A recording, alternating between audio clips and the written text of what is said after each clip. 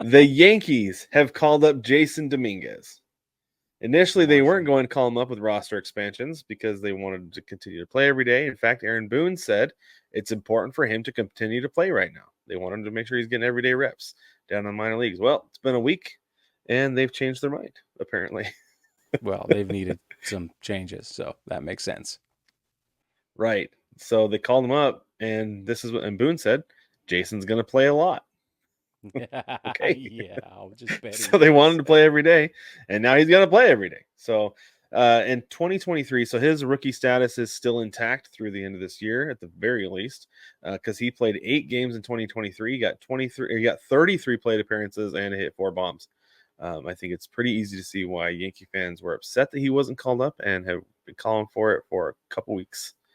DJ LeMahieu was on the 10-day 10-day IL. I mean, he's coming back from Tommy John, so there's that. But you bring him up in DH, obviously. But DJ LeMahieu was on the 10-day IL with that right hip impingement, and he might not be back the rest of the season. So it makes sense that they have Dominguez up. Brig, what's the pulse on Yankee Nation with Jasson Dominguez coming up? This information, as of this recording, is about an hour old, right? Maybe an hour and a half.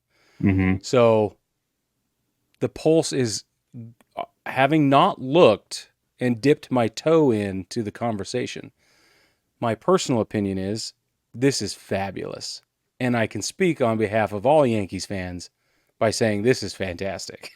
There are a couple of guys on the roster who've been struggling to the point of dead weight. And I'm not going to say DJ's one of them, but DJ's one of them.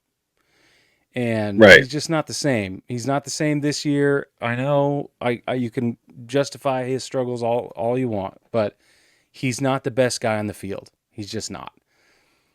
You know, and that's it. So the fact that, like, the Yankees need help, they're changing pitching up like crazy. If this guy can come and juice up the lineup, if he can be a good glove in the field, if he can be a clubhouse guy, like, we'll take whatever we can get at this point, because right now it's all or nothing. All or nothing. So a few years ago, I was talking about what I thought would be the holy trinity in the Mariners outfield. It was going to be Kyle Lewis, Jared Kelenic, and Julio Rodriguez.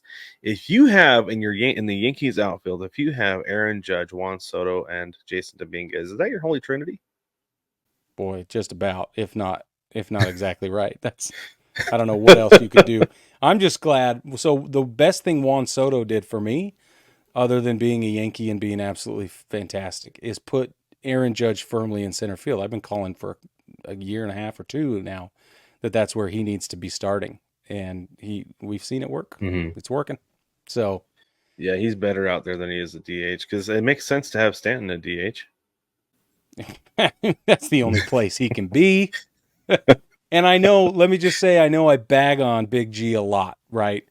But he has been more productive this season, and the Yankees win more when he's in the lineup than they do when he's not. Have you seen that breakdown?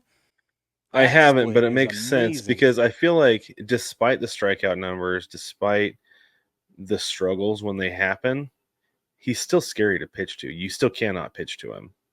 Like, you can't make mistakes because he's going to punish you. And so, like, pitchers still have to be on when he's in the lineup, no matter how bad he is, because even when he's really bad, he's better than I'd say at least 70% of the league still when he's in the box.